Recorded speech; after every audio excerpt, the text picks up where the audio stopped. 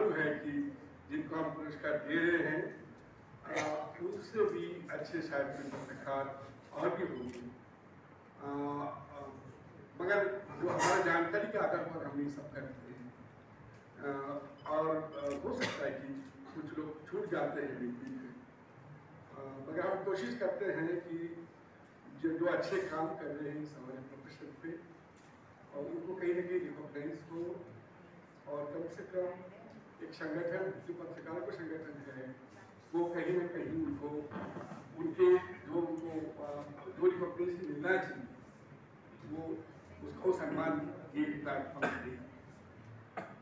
उसके साथ साथ हमें पिछले 3-4 सालों से हमने एक ऐसा किया कि global journalist of the year, उसके साथ साथ हम ये एक पुरस्कार भी शुरू किए।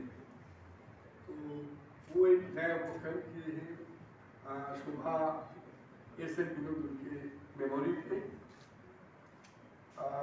उसके साथ साथ हमने और एक चीज़ शुरू की है कि इस शहर का एक अच्छे महिला समाजसेवी पॉलिटिशियन समाज सेवी जो है, समाज में इनका उल्लेखनीय योगदान है, उनको भी सम्मान करें। हमने युवा को दिया था, वो लीला के चित्र से शुरू किया। मुझे लगता है कि इस पर डिस्प्यूट भी नहीं होना चाहिए कि मैं हमें ऐसे शख्सियत को यहाँ सम्मान किए थे। उसके बाद पता कुलकर्णी और काफ़ी लोग विशेष में सब थे। मैं ये कहूँगा कि इसके विरल है मिसेस मार्गन। इन्होंने जनरेशन दी, इन्होंने खुद इस मूवमेंट में रहे, अपनी बेटियों को, अपने दामाद है वो भी मूवमेंट से जुड़े हैं। मुझे लगता है कि इसको मैं सैल्यूट करता हूँ कि कहीं ना कहीं एक होप है, वो होप को उन्होंने कहीं ना कहीं बरकरार रखी। इसलिए उनको साधुवाद। आप सब लोग आए, छोटा सा प्रोग्राम सक्सेस करने के लिए आपको धन्यवाद। Thank you. की चर्चा होती है उनके आज सारे जितने आर्टिस्ट आप पढ़ लेंगे या कार्यक्रम आपने देखा होगा तो सब उसी पर एक ही बिंदु पर। मेरा मानना इससे थोड़ा अलग है। महिलाओं के सशक्तिकरण में वृद्धि हो ठीक है, लेकिन अब उनकी, मैं समझता हूँ उनको इसकी आवश्यकता नहीं है। वो बहुत आगे जा चुकी हैं, बहुत पीछे छोड़ चुकी है पुरुष समाज को। पहले जो जमाना से जब कहा जाता था पुरुष प्रधान देश है, अब वो जमाना खत्म हो गया। अब बात बराबरी की आई है, और कुछ मामलों में, और विशेषकर अभी जिस मंच पर हम हैं, जिस विषय पर पत्रकारिता के क्षेत्र में महिलाएं इतना आगे बढ़ चुकी हैं कि अब वो एक आदर्श के रूप में स्थापित हो रही हैं। शुरुआत बहुत पहले हो चुकी थी। आप पता कीजिए 1890 में जब पहली पत्रिका निकली थी भारत भगिनी, तो हेमंत कुमारी चौधरी उसकी पहली संपादक बनी थी। जन्म लाहौर में हुआ था, लेकिन और उस समय से एक परंपरा चली आ रही है। और आज भी निर्भीक पत्रकारिता की जब चर्चा चलती है और विश्वसनीयता की बात होती है, तो एक नाम सामने आता है, बरखा दत्त। हिंदुस्तान पाकिस्तान के युद्ध के समय जो उनको वार रिपोर्टिंग थी, आज मिसाल है, कोई नहीं कर पाया। पूरे विश्व में एक मिसाल के रूप में आती है, वो बरखा दत्त का नाम लिया जाता है।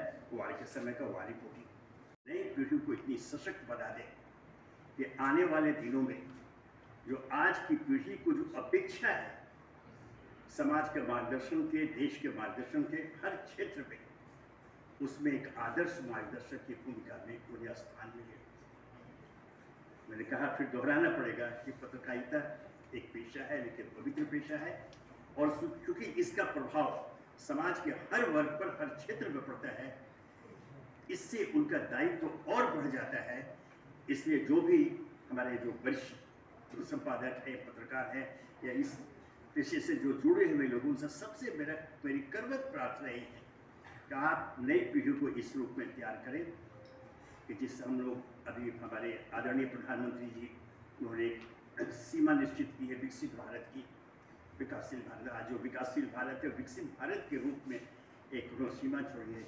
उसमें न केवल महत्वपूर्ण बल्कि निर्णायक भूमिका अगर कोई अदा करेगा तो पत्रकार करेंगे, और उसमें महिलाओं का जो योगदान होगा उसे भूला नहीं जा सकता है। ये एक बहुत बड़ी चुनौती है हमारे महिला समाज को लेकर, और जो पत्रकारिता में जो महिलाएं हैं उनके सामने है कि उनको एक आदर्श स्थापित करते हुए विकसित राष्ट्र के सपने पूरा करने में उनका योगदान महत्वपूर्ण होगा। मैं समझता हूँ कि हे श्रुतिकाचे काका आहेत, म्हणजे कुठेतरी एक परंपरा पत्रकारितेची त्या पुढे नेत आहेत. मी श्रुतिकाला आमंत्रित